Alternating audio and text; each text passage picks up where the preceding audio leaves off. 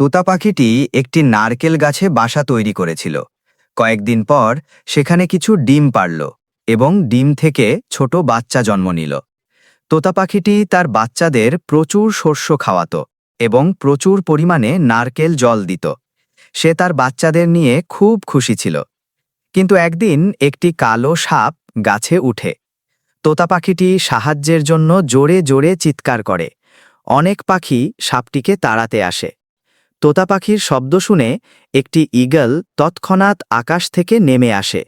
তার নখর দিয়ে সাপটিকে আক্রমণ করে এবং তাকে মাটিতে ফেলে দেয়।